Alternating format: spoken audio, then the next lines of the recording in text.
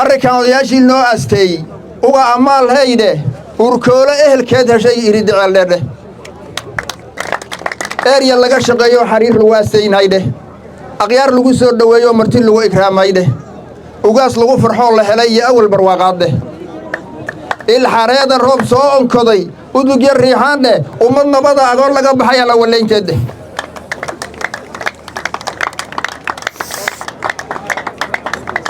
ummad nabada agoon laga baxay ala walaynteedde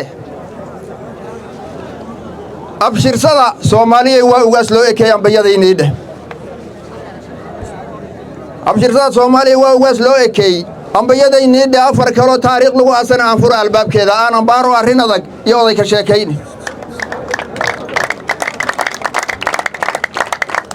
alf sana ka hor intaan umad ka soo jeednay Soomaaliya oo idil iyo intaad ehla haydeene islaamkii hore aan baday ahlu tawxiidkii ugaas waabaha awowga qaliif iyo ugaas rooble adeerka abkowga warfaayo ugaas muumin aaminiyo ruweynayo ilaa ciise wahan abtiriska loo doore ilaa aadan iyo xaawo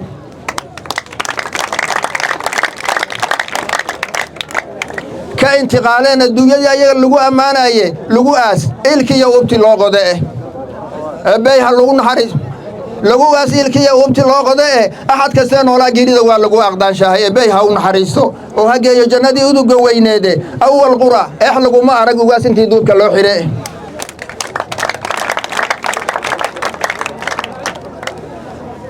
awal qura lagu ma arag ugaas intii duubka loo xire الله كبقى يلقوا يقين ديري سامان كودي أدبي أسلوبا لقوا يقين ومد قرقار كيدي إسحان بدنا يلقوا يقين نقولنا بهد نقاء إسكجر أمانة دي هجر وأمور ذاك أقبلنا وهايرك يلا كتوغانه إن شاء الله وقاس وذوقنا سدا وين هذا هاته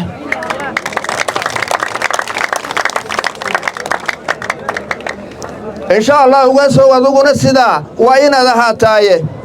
وقاس وعشرين هره iyo ada xariir ogta loo sureeyay isirkaadu waa uba xaduug noqon leeldahaba weeyaane astaantada waa lagu daydaa ugaasana kugu amaanayn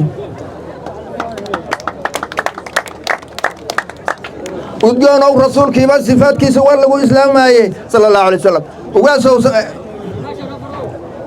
udgoon oo rasuulkiiba sifaadkiisa waa lagu islaamaayay la imaad wanaagii abkow iyo waxay umadu soo raacdo u iftiina qeyrka xumaha uga degma laha iidaane allah ma hadi istighfaarta badi uga sarin adag lagu dhiibi